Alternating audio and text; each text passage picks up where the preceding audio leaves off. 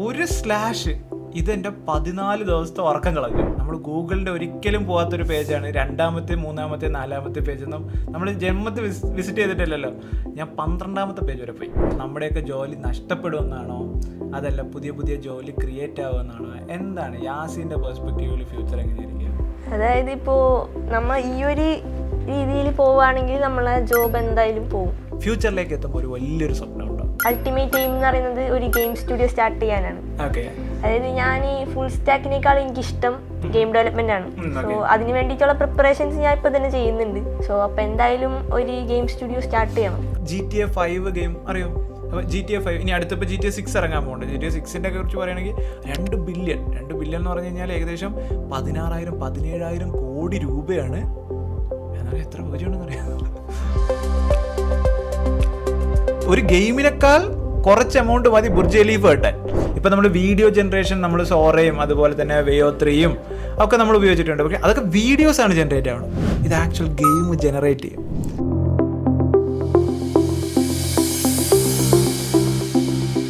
Beyond the സിലബസിൻ്റെ പുതിയൊരു എപ്പിസോഡിലേക്ക് എല്ലാവർക്കും സ്വാഗതം. ഇന്ന് എന്നോടൊപ്പം ഉള്ളത് 2 വിദ്യാർത്ഥികളാണ്. അപ്പോൾ ഈ വിദ്യാർത്ഥികളുടെ പ്രത്യേകത എന്ന് പറഞ്ഞാൽ ടെക്നോളജി അവർ ചെറിയ പ്രായത്തിലേ തന്നെ തുടങ്ങിയവരാണ്. 4ാം ക്ലാസ്സിലും 5ാം ക്ലാസ്സിലായിട്ട് തന്നെ ടെക്നോളജി ജേർണി സ്റ്റാർട്ട് ചെയ്തവരാണ്. ഇപ്പോൾ നമ്മുടെ എല്ലാവരുടെയും ഒരു തോട്ടുണ്ട്. ടെക്നോളജി എന്ന് പറയുന്നത് കുറച്ച് സീനിയർ ആയി കഴിഞ്ഞാൽ ഒരു +2 ഒക്കെ കഴിഞ്ഞ് അല്ലെങ്കിൽ ഒരു ഡിഗ്രി കാലഘട്ടത്തിൽ എത്തുമ്പോഴാണ് ടെക്നോളജി പഠിക്കേണ്ടത്, അതല്ലെങ്കിൽ സീരിയസ് ആയിട്ടൊരു കരിയറിലേക്ക് അപ്രോച്ച് ചെയ്യേണ്ടത് എന്നൊരു ചിന്ത നമുക്ക് എല്ലാവർക്കും ഉണ്ട്. പക്ഷേ ടെക്നോളജിയുടെ കാര്യത്തിൽ നമ്മളിപ്പോൾ ഇംഗ്ലീഷൊക്കെ പഠിക്കുന്ന പോലെയാണ്.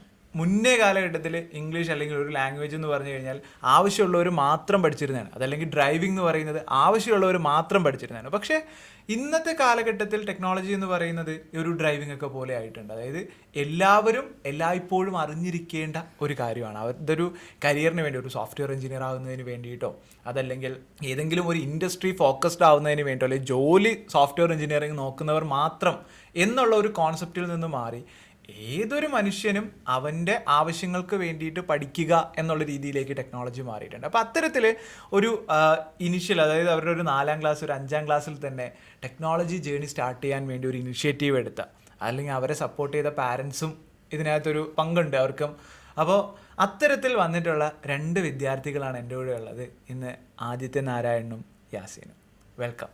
അപ്പോൾ യാസീൻ്റെ സ്റ്റോറിയിൽ നിന്ന് വന്നു കഴിഞ്ഞാൽ എങ്ങനെയാണ് യാസീൻ ആദ്യമായിട്ട് ടെക്നോളജി ഏത് ക്ലാസ് മുതലാണ് പഠിച്ചു തുടങ്ങിയത്, അതുപോലെ തന്നെ ഇപ്പോൾ എന്തൊക്കെ കാര്യങ്ങൾ യാസീനാണ്, യാസീൻ്റെ ഒരു ജേണി ഒന്ന് പറയാമോ? ഞാൻ 4th എൻ്റെ ഫസ്റ്റ് ലൈൻ ഓഫ് കോഡ് എഴുതുന്നത്. ആ ഒരു ടൈമിൽ ChatGPT 3.5 ആയിരുന്നു. അപ്പൊ അതിനത്ര കോഡിങ്ങിൽ ബെസ്റ്റ് അല്ലാത്തതുകൊണ്ട് തന്നെ ആ ഒരു എറർ സോൾവ് ചെയ്യാൻ പറ്റില്ല. പിന്നെ എങ്ങനെ സോൾവ് ചെയ്തു? അത് ഞാൻ കുറേ സ്റ്റാക്ക് ഓവർഫ്ലോവും പിന്നെ എൻ്റെ ഒരു ടീച്ചറിൻ്റെ അടുത്തൊക്കെ ചോദിച്ചിട്ടാണ് ഞാൻ സോൾവ് ചെയ്തത്. അത് പ്രശ്നം എന്താണെന്ന് വെച്ചാൽ റിയാക്ട് നേറ്റീവിന്റെ വേർഷൻ മിസ്മാച്ച് ആയിരുന്നു. സോ അത് ഡൗൺഗ്രേഡ് ചെയ്തപ്പോൾ അത് ശരിയായില്ല.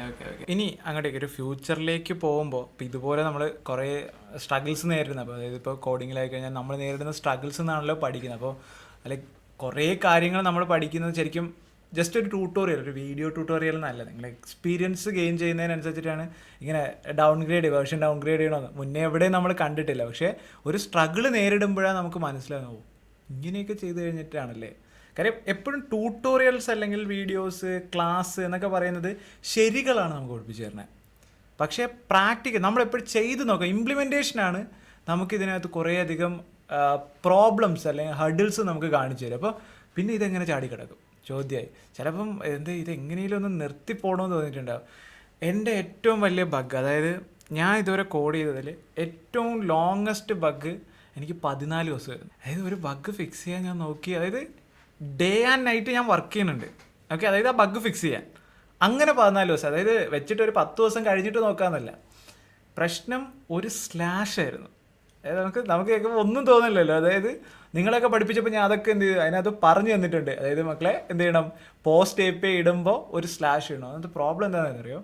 നമ്മൾ iOS ആപ്പിൽ ഒരു പോസ്റ്റ് റിക്വസ്റ്റ്, അതായത് ഒരു ഫോം സബ്മിറ്റ് ചെയ്യുമ്പോൾ നമ്മൾ പോസ്റ്റ് റിക്വസ്റ്റ് കൊടുക്കുമല്ലോ. ഈ പോസ്റ്റ് റിക്വസ്റ്റ് എത്രയൊക്കെയായിട്ട് സെൻഡ് ആവുന്നില്ല, ഡേറ്റ കിട്ടുന്നില്ല. അതായത് ഓതൻറ്റിക്കേഷൻ എറർ ഇങ്ങനെ വന്നുകൊണ്ടിരിക്കുക. അതായത് ഞാൻ വേറെ ടോക്കൺ കൊടുത്തിട്ടുണ്ട്, പക്ഷേ ഇത് എത്രയായിട്ടും സബ്മിറ്റ് ആവുന്നില്ല. അങ്ങനെ ഞാൻ എന്താ കാര്യമെന്ന് അന്വേഷിച്ച് നോക്കിയാൽ പക്ഷേ സെയിം കോഡ് തന്നെ ആൻഡ്രോയിഡിൽ പക്കായിട്ട് വർക്ക് ചെയ്യുന്നുണ്ട്, ഒരു പ്രശ്നമില്ല. അപ്പം എഴുതിയ കോഡിലല്ലേ, ഞാൻ റിയാക്ട് നേറ്റീവ് ആണ് ഉപയോഗിക്കുന്നത്. അപ്പോൾ ആൻഡ്രോയിഡിനും iOS-നും ഒരൊറ്റ കോഡ് ബേസ് ആണല്ലോ, എത്ര നോക്കിയിട്ട് നടക്കുന്നില്ല.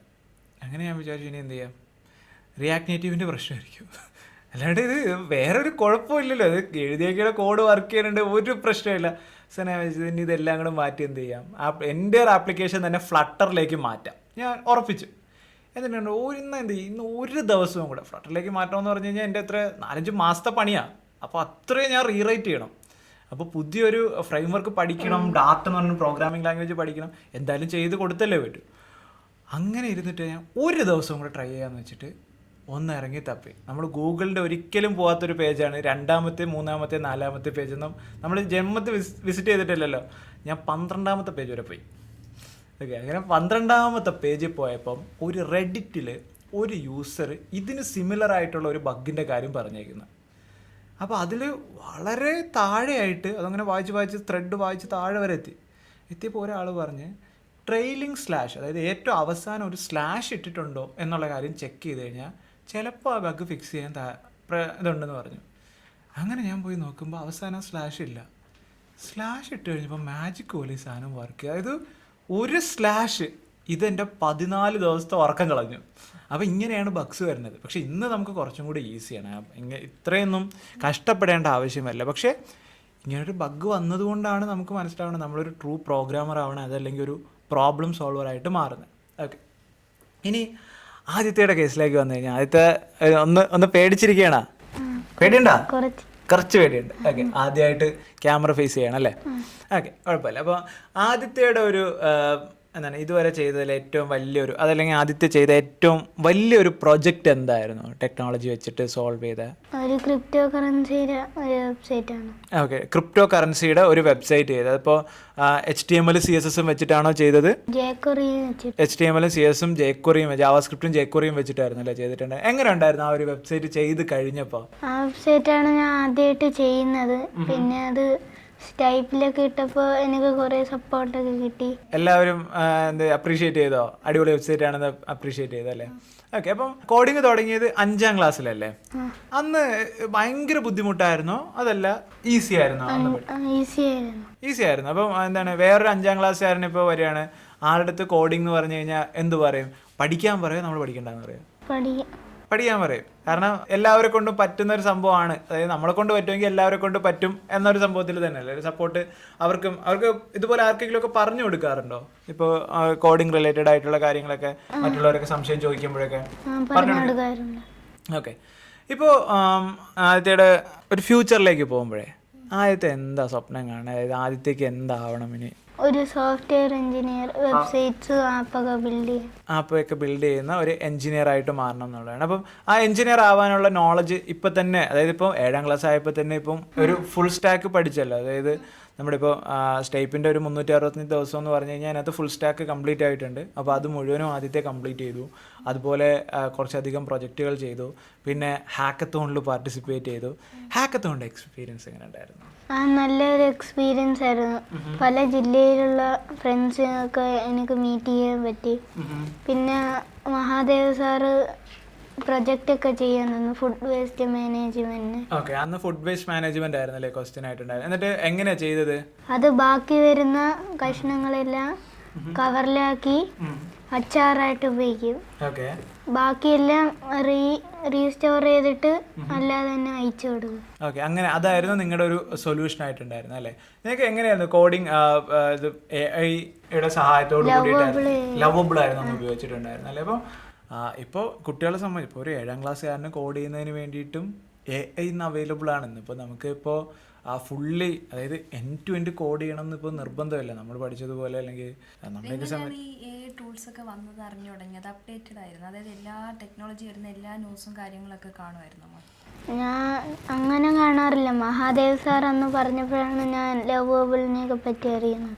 പിന്നെ സ്റ്റൈപ്പിൽ മീറ്റിങ്ങിലൊക്കെ.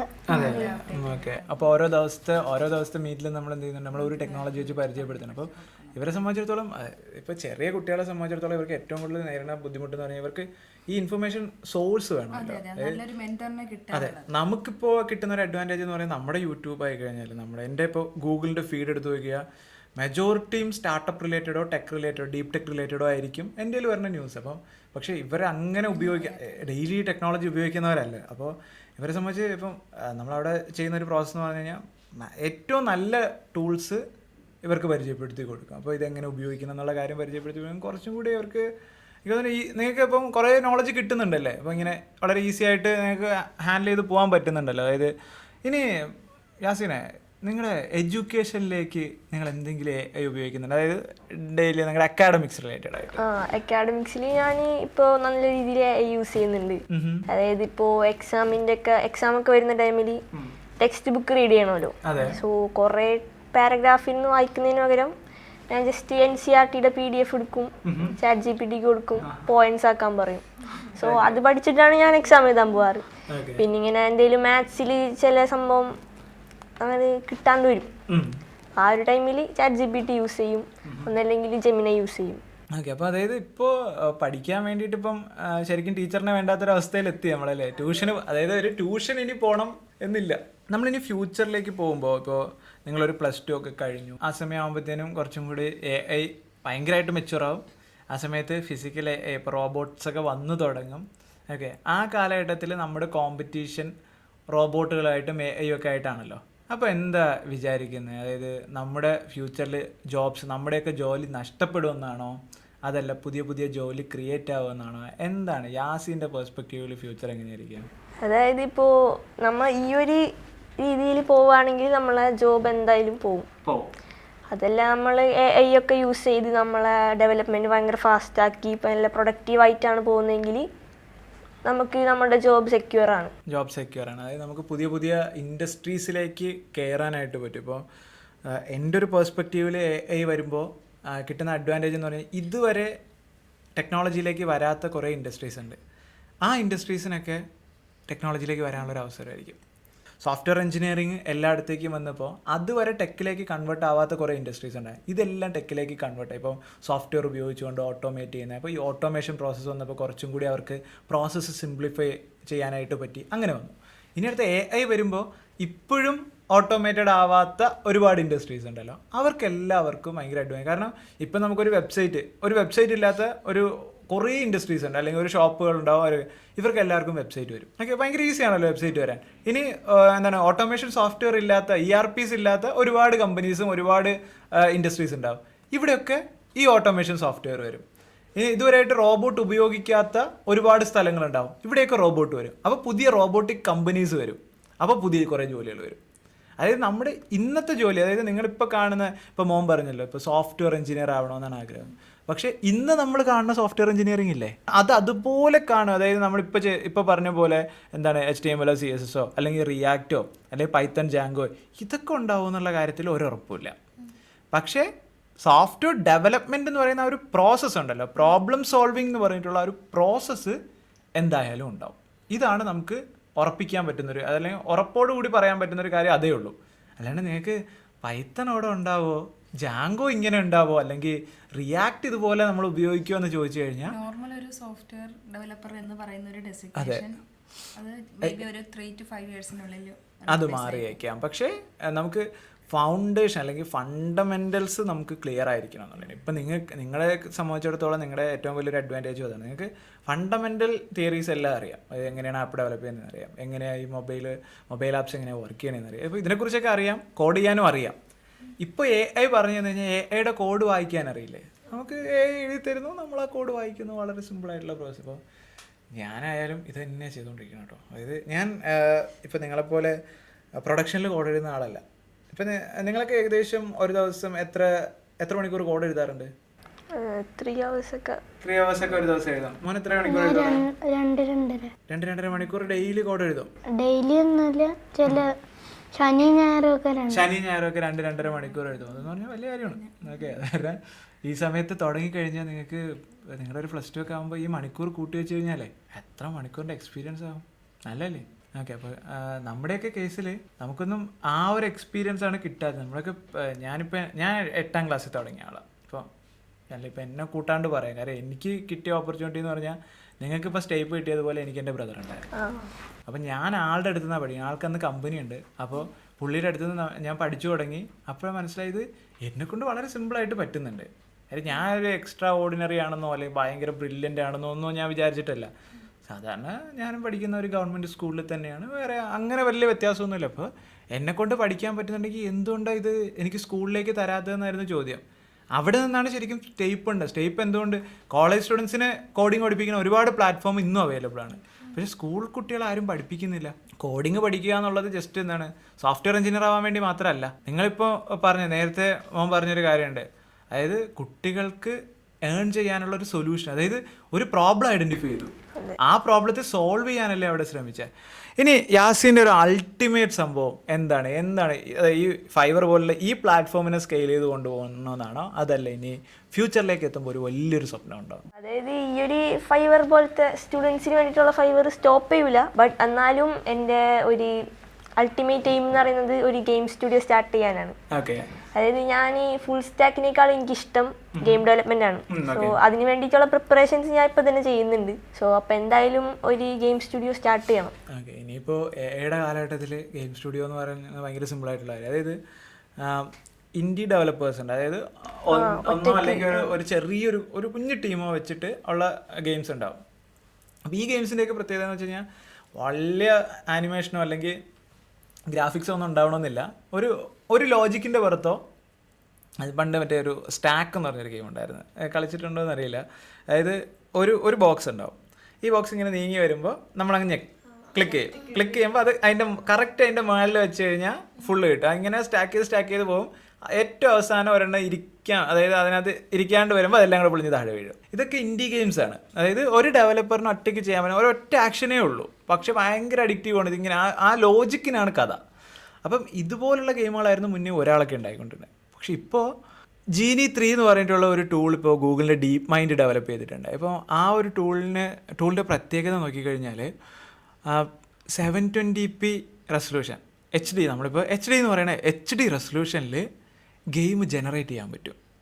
അതായത് നമ്മളിപ്പോൾ ChatGPT-യിൽ ലൈൻ ബൈ ലൈനായിട്ട് നമ്മൾ കോഡ് ജനറേറ്റ് ചെയ്യുന്നില്ലേ, ഇതുപോലെ ഒരു ഗെയിമിൻ്റെ എൻവയോൺമെൻറ്റ് ഇപ്പോൾ നമ്മുടെ ഇവിടുത്തെ ഈ ഒരു സ്റ്റുഡിയോ റൂം ഇതുപോലെയാണല്ലോ. ഇപ്പം ഈ GTA 5 ഗെയിം അറിയോ?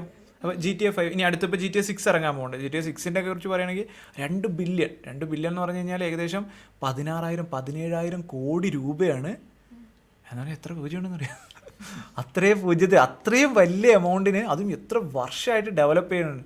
അത്രയും എമൗണ്ട് കൊടുത്തുകൊണ്ടാണ് ഈ GTA 6 ഡെവലപ്പ് ചെയ്തിട്ടുള്ളത്. അതായത് അതിൻ്റെ പ്രൈസ് കമ്പാരിസൺ നടത്തിയ നമ്മുടെ UAE ബുർജ് ഖലീഫ ഇല്ലേ, ബുർജ് ഖലീഫ 1 to 1.5 ബില്യൺ ആണ് അതിൻ്റെ എമൗണ്ട് വരുന്നത്. അതായത് നമ്മുടെ GTA 5 ഒരു ഗെയിമിനേക്കാൾ കുറച്ച് എമൗണ്ട് മതി ബുർജ് ഖലീഫ കിട്ടാൻ.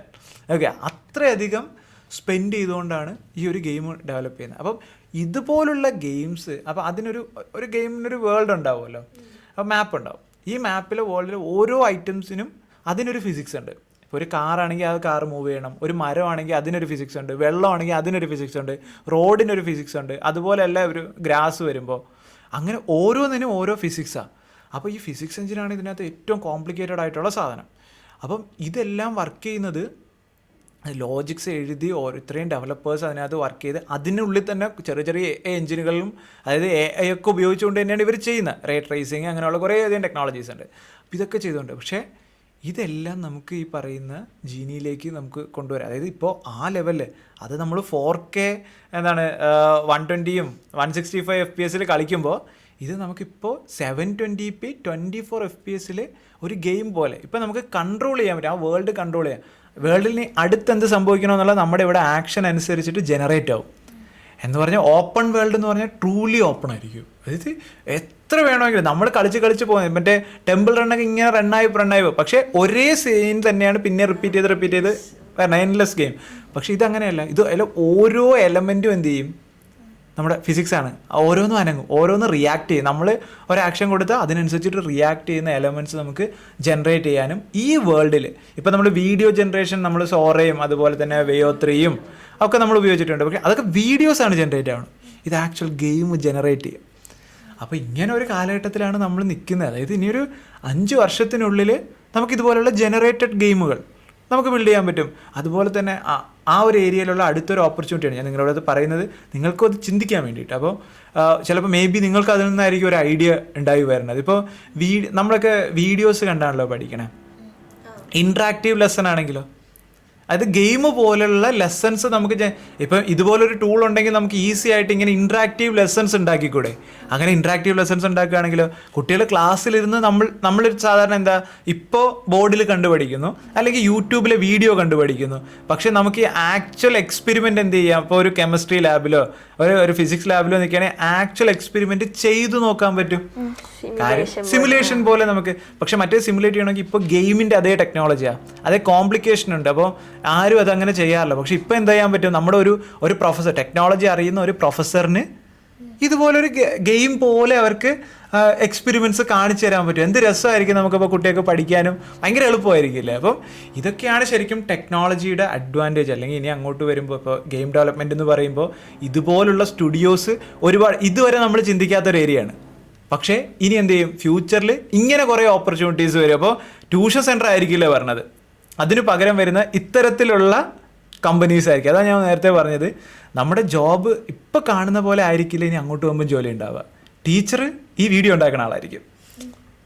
സംഭവം എന്താണ്? സംഭവം പഠിപ്പിക്കുന്നതൊക്കെ ഒരേ സംഭവം തന്നെ. മറ്റേ ബോർഡിൽ ഇങ്ങനെ വരച്ച് പഠിപ്പിക്കുന്നതിന് പകരം ഇങ്ങനെ വീഡിയോ ഉണ്ടാക്കി പഠിപ്പിക്കുന്ന ആളാണ്. അപ്പം അങ്ങനെ ജോലി ഇനി അങ്ങോട്ട് കംപ്ലീറ്റ്ലി എയിൽ മാറിക്കൊണ്ടേയിരിക്കും.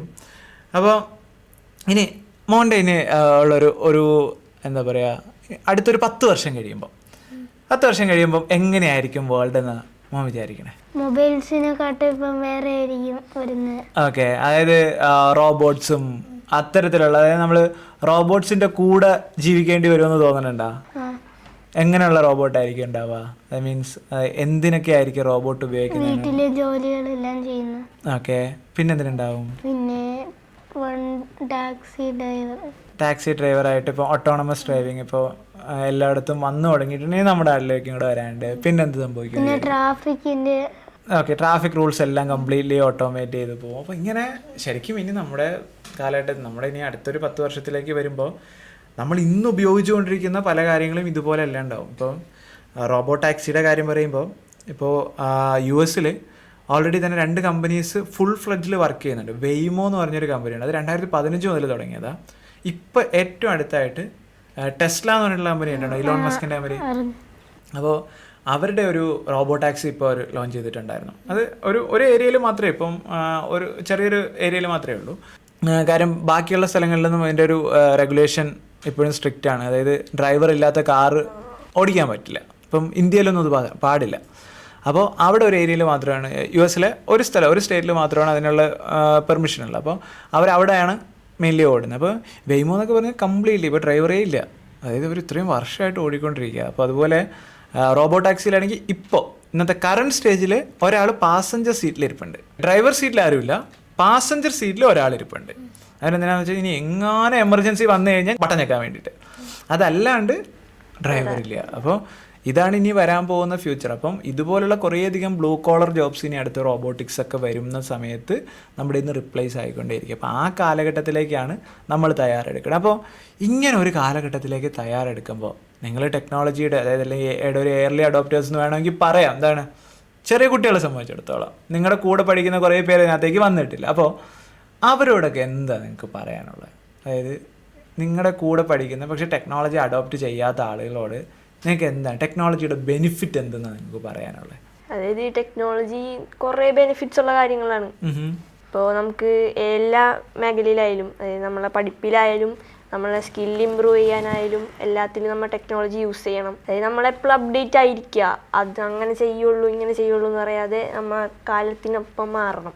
ഓക്കെ, അപ്പോൾ അതാണ്, അതായത് കാലത്തിനൊപ്പം മാറാനായിട്ട് എല്ലാ കുട്ടികൾക്കും കഴിയുക എന്നുള്ളതാണ് ഏറ്റവും വലിയൊരു കാര്യം. അപ്പോൾ അത്തരത്തിൽ കാലത്തിനൊപ്പം മാറാൻ കഴിയുന്ന കുട്ടികളായി തീരട്ടെ എന്നെല്ലാവരെയും ആശംസിച്ചുകൊണ്ട്, അതുപോലെ തന്നെ നിങ്ങൾക്കും നിങ്ങളുടെ സ്വപ്നങ്ങൾ, നിങ്ങളിപ്പോൾ പറഞ്ഞ സ്റ്റാർട്ടപ്പുകളിലേക്കും അതുപോലെ തന്നെ വലിയ വലിയ സ്വപ്നങ്ങൾ ഇനി അങ്ങോട്ട് ലോകം കാണുമ്പോൾ ഒരുപാട് ഇനിയും നമ്മൾ ലോകം കാണുമ്പോൾ എന്ത് ചെയ്യും, നമ്മുടെ ചിന്തകൾ മാറും, നമ്മുടെ ആഗ്രഹങ്ങൾ മാറും. അപ്പോൾ അത്തരത്തിലുള്ള വലിയ വലിയ ആഗ്രഹങ്ങൾ സാധിക്കട്ടെ എന്ന് ആശംസിച്ചുകൊണ്ട് നമുക്ക് ഇന്നത്തെ എപ്പിസോഡ് വൈൻഡപ്പ് ചെയ്യാം. അപ്പോൾ താങ്ക് യു സോ മച്ച്.